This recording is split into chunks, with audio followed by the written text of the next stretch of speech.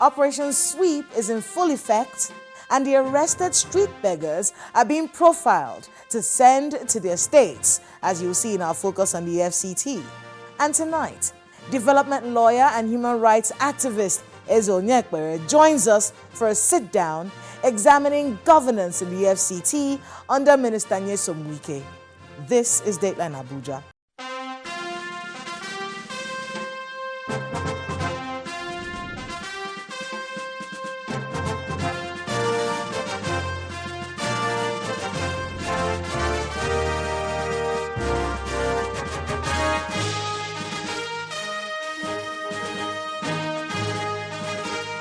Hello and welcome to Dateline Abuja. I am Kayla Magwa.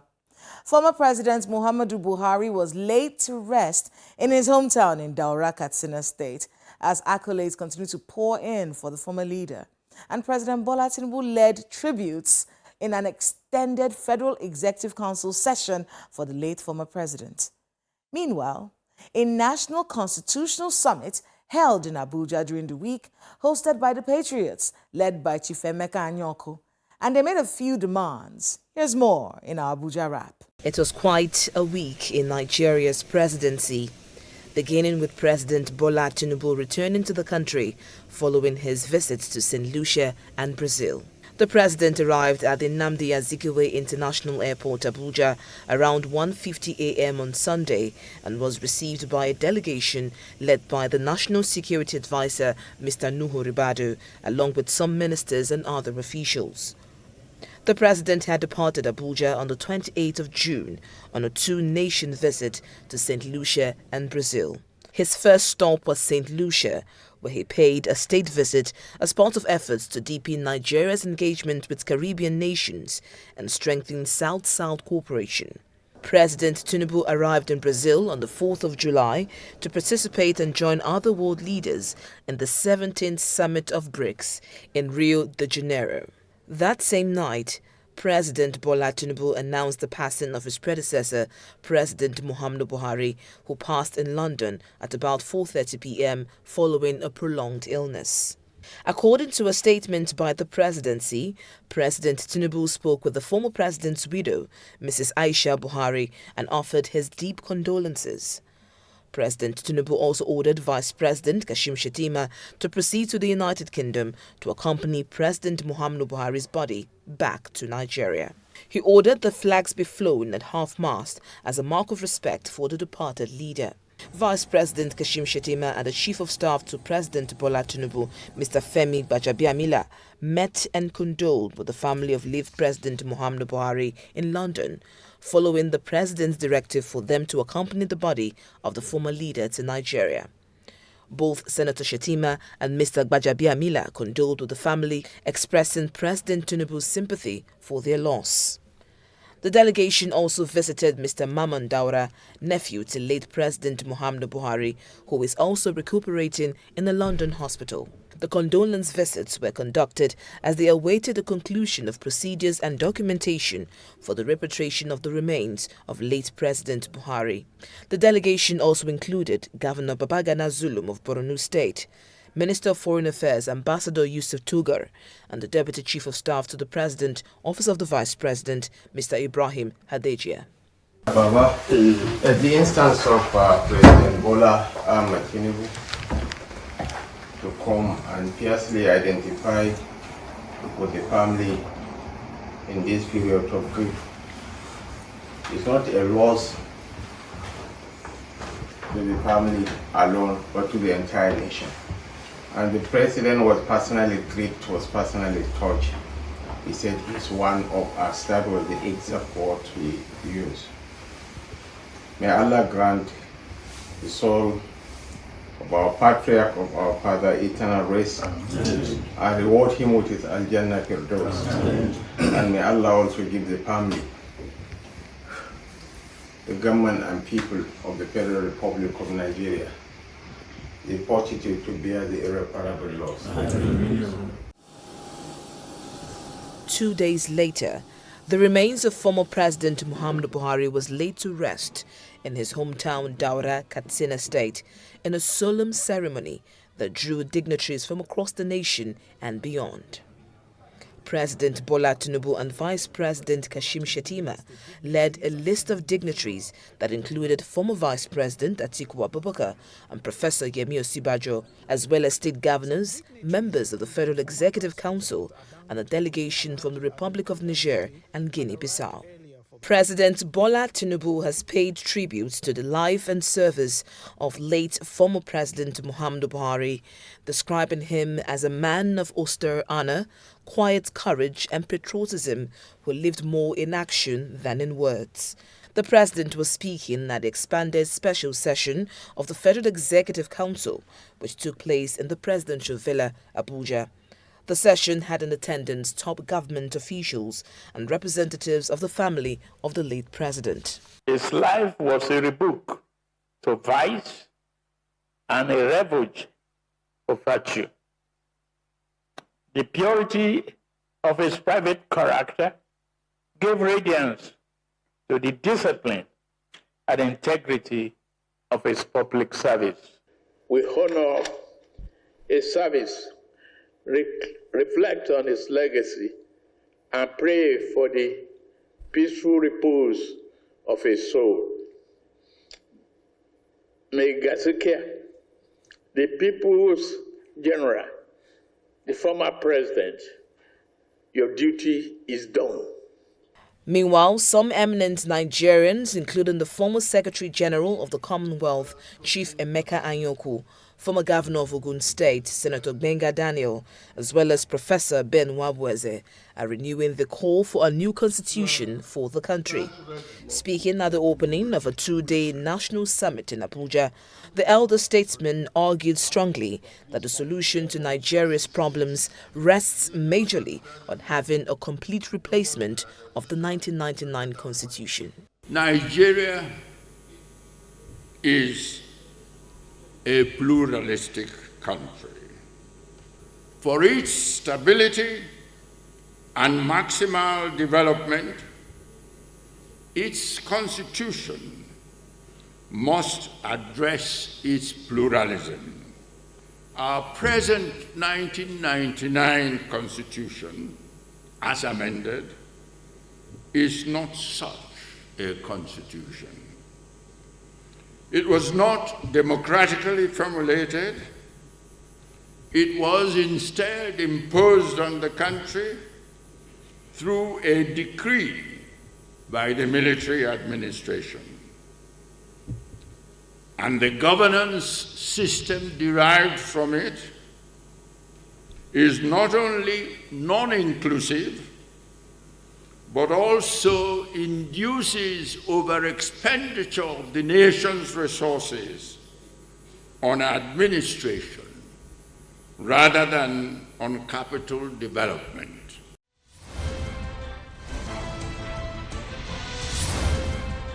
Welcome back. Now let's take you around the nation's capital, where a joint task force is clearing the streets of beggars and street urchins who were told will be sent back to their states of origin in this continuous exercise called Operation Sweep. Please watch this.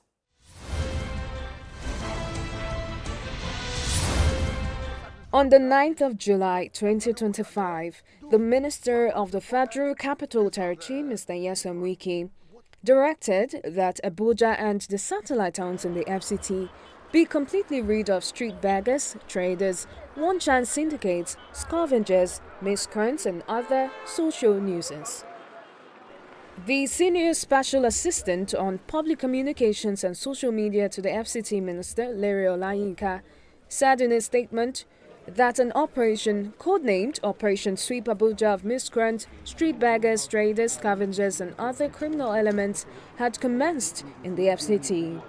The statement reads, in line with the Abuja Environmental Protection Act and other relevant laws, the FCT Minister, Barrister Nyesom Wike, has directed the immediate evacuation of miscreants, street beggars and traders, scavengers, and other criminal elements from the FCT.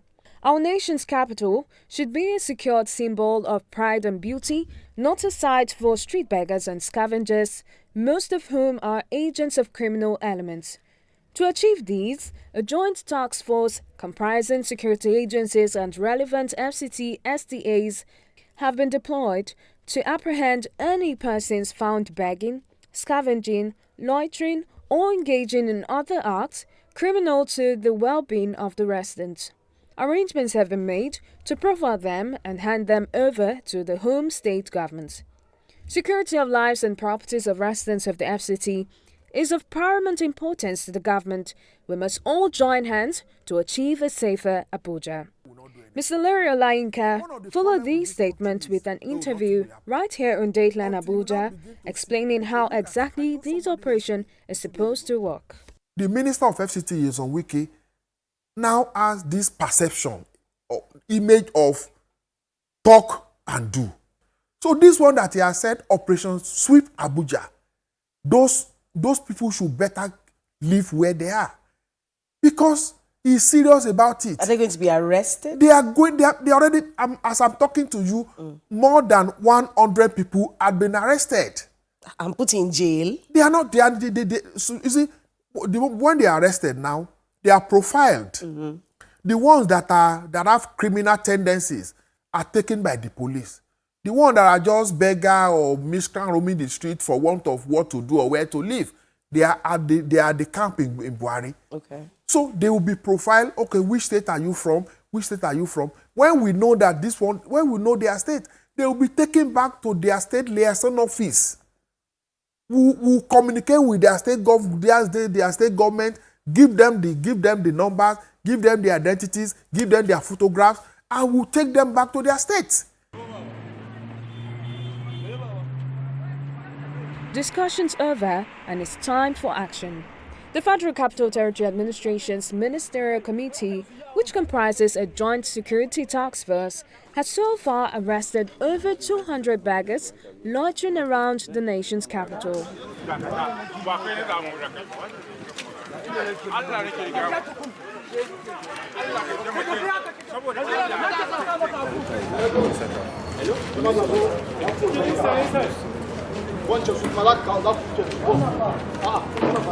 The FCT Administration's Director of Gender, Social Development Secretariat, Gloria Onwuka, speaks on the enforcement exercise as the arrested beggars are housed at the FCT Vocational Rehabilitation Center in Buhari Area Council.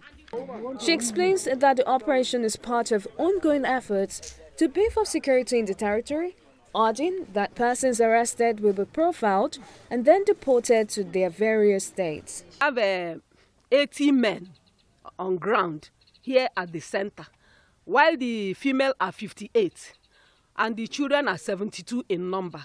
So that's the number we are having for now, and the exercise continues. The beggars are the ones that are at this center.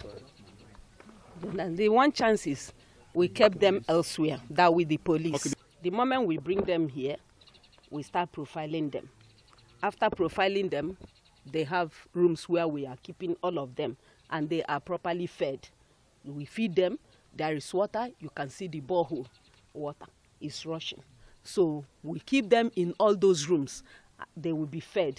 In the morning, anyone that wants to take his bed will now go and fetch water and bath with our people and the security that is beefed up here. As you are entering, you see how the security people are at the gates. So they will be guiding them to make sure that none of them escapes. Very soon we are deporting all of them back to their various states. This exercise is a continuation of previous attempts by past administrations to rid the streets of the FCT of beggars and improve communication between the FCT authorities and its citizens.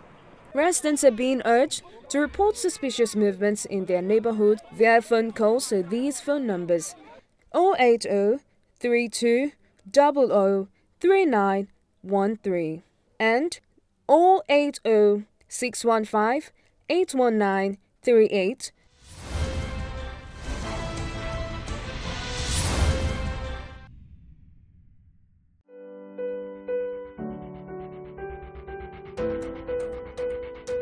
My guest on the program is development lawyer, expert on fiscal governance and constitutional reforms, as well as the lead director of the Center for Social Justice, Onyekpere. And he tells us that a few laws are being broken here. But listen to this interview.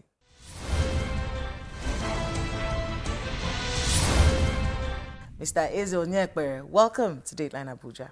My pleasure. So let's talk about Operation Sweep. You're a developmental lawyer. Are there mistakes being made here? The concept of picking up street urchins and you know, taking them somewhere, profiling them, and then sending them back to their states of origin. Are there any laws being broken here? Our constitution guarantees the right of every Nigerian to freedom of movement and to live in any part of Nigeria legally and legitimately. Now, that these people are destitute is a product of the failure of particularly economic governance, that they're poor and destitute. And the state owes them a duty to take care of some minimum core obligations, some minimum things that will make them to live a decent, healthy, and productive life. Now, considering that failure of state duties, and now picking them up as if to say they've committed a crime, and like you say, profiling as if to say it's a criminal investigation, and thereafter repatriating them, quote and unquote, to their states of origin, I think that's not the way to go in a civilized and polished society. So I see the right to freedom of movement being violated. I see issues about unlawful repatriation. I didn't tell you, I moved from maybe Imo or Katsina or Adamawa to come to Abuja. I did not call on the authorities to say, take me back there. If you take me back there, what am I going to do there? So it is not the proper way to go. The government owed them a duty to at least rehabilitate them, make them have a source of livelihood, teach them a job, or place them, put them in a place where they could properly get back their sense of dignity to become productive, and not just to be moving them from place to place. I mean, if you remember, we are busy rehabilitated, repented, so-called Boko Haram terrorists who have committed murder, arson, unimaginable crimes. We can vote money to rehabilitate them. Yet, we cannot remember to rehabilitate helpless citizens who have found themselves in circumstances that are not of their making. So let's talk a little bit about the reason why the FCT administration say they're doing this. When you drive around Wuse 2, or even in Asokoro here, you see these street urchins everywhere. Some of them come to your car, you know, hold that container and say they want to clean your glass for you. There are reports that crime and criminality is being perpetrated using these young children that we see on the streets, and even the mothers and their babies. And basically, one of the things that the FC administration is telling us about is it doesn't look good. This is the nation's capital. It's a place where it's supposed to be sanitized. There's supposed to be a lot of rules and regulations. It's not good for the optics of the place, and then it also leads to a lot of crime and criminality. What do you make of that? And is that something you've witnessed when you see these people on the streets? No. The fact that you moved beggars or children who should be in school but out of school from Abuja to Adamawa or to Katsina or to any other state in the federation, what have you achieved? Have you changed the fact that they are out of school? Is it not a basic state obligation under universal basic education that every child of that age should be in school?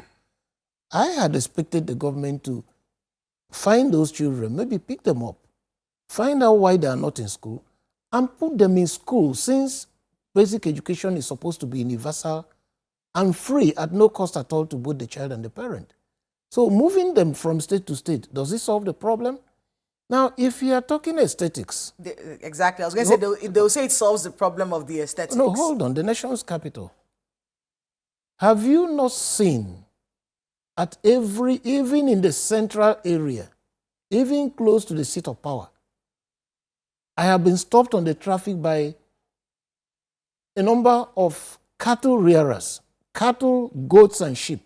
And that's aesthetics for you in the federal capital? So, which one is more important? to be taken care of.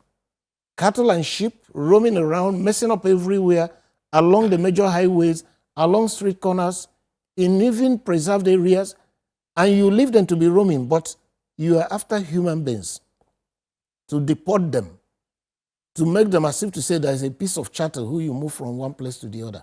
That's not the way to go. If those children are not in school and you meet them during school hours, you should provide them education. You should find out what is wrong and provide them education, because there's a universal basic education, which the government says should be free and universal. For the older men and women you see, you can also rehabilitate them. These are products of the fallout of the economic policies we've undertaken at the federal and the state level. When Naira suddenly moved from 200 to the dollar to 1,006, 1,005, it blew up inflation. People who used to drive cars can no longer afford them because you move fuel from 150, 160, 200 to 1,900 plus. These are the things that put people in abject poverty. So how do you respond to those things? Isn't it a little worrisome that this isn't being challenged at all? Well, you can see. Is it that, because of the person doing it? Is it because it's Onyekpere that's doing it? The civic space has been shrunk over the years. Things that have not been done before have been done now, and the judiciary is not helping matters. The National Assembly is aloof. So citizens find themselves on their own.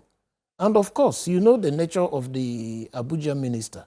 And even if you were to challenge him, he's not going to listen. And you are not even confident that any of the courts, I think some people went to court and even lost. You are not even confident that the courts will grant you justice. So it's like a lot of people are giving up. But I'm not saying people should give up, but I'm just trying to say the background, because you are dealing with impunity from the head to the toe. So once people get that sense that there's impunity, at some point in time, people are going to say, why should we disturb ourselves for that? What's the point? What's the point? And then the other thing it brings is that can also bring extremists who says there's nothing good about this. So since this is impervious to reason, let's tear it down totally. So these are the two responses you have. People saying, what's the point? And those who say this system must be torn down since these guys don't listen to anybody. Talk to the FCT minister. Yes. About this situation right now, because what you're doing, at least from the report that we just aired, they picked them up on the streets, which many people didn't mind. I have seen a situation where someone was begging me for money in front of my car while someone else was trying to open my back door. Yes. And they were all children. Yes. Meanwhile, so it's an orchestrated, it's a crime. Yeah. It's a crime that they've come together to do. Yeah. So when I see, and many FCT residents probably feel this way, when I see them picking them up, on some level, I'm glad that they're out of the streets. Yes, but what happens next? So what we're told, they're taken to that rehabilitation center in Buhari, not to be rehabilitated, but to be profiled and sent back to their states. I've asked, how are you going to ensure that they don't come back? Because we've seen this happen before. Cannot stop them. They said they'll be checking in cars coming into the FCT. If they are children, if you're going anywhere, you need to be able to plan for where you're going to. If you don't have a place to stay, we cannot trace where you're going to, you might be asked to turn back. Those are the responses that we're getting.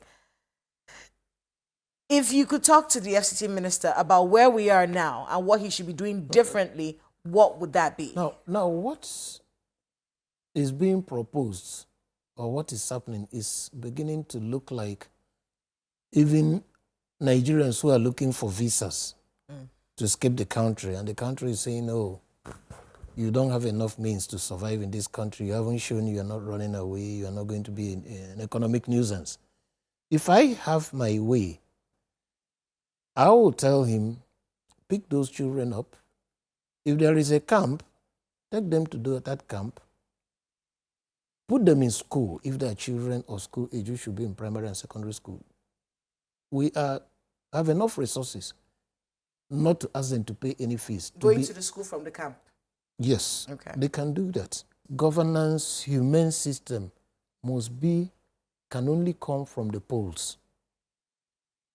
If you fought for election, you stood for election and begged the people to elect you, and the result votes actually counted, and you knew that these are the people that put you there, even when there are difficult situations, you will take care of them knowing that you are going back in 4 years to beg them. Even if there are challenges and you need to take tough decisions, you will first of all go and tell them, say, gentlemen and ladies, you put me here. These are the things you asked me to do. Doing all these things will cost 100 million. But unfortunately, what is available is 15, 20, 50. This is what I want to do to be able to take care of them. They will give you the go-ahead. Or they will tell you, say, please, reorder it this way.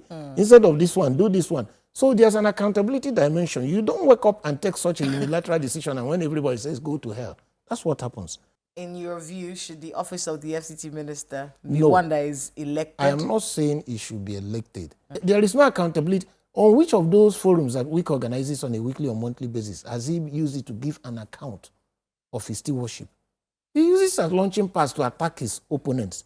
Those forums were supposed to be an account of stewardship. This is how much money I got from Federation account. This is how much I got from internally generated revenue. I spend them on A, B, C, D. I want to thank you very much, My Mr. pleasure. Eze Onyekpere, for being with us on Dateline Abuja. And good luck with all the work you have ahead.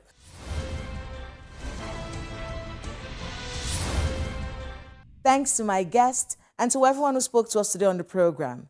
We would love to hear what your thoughts are on today's conversation. So please chat us up on channelstv.com. We'd love to know the happenings in your neighborhood as well. Use the social media handles showing right now on your screens. Thank you so much for watching. I'm Kayla Magwa. See you next time.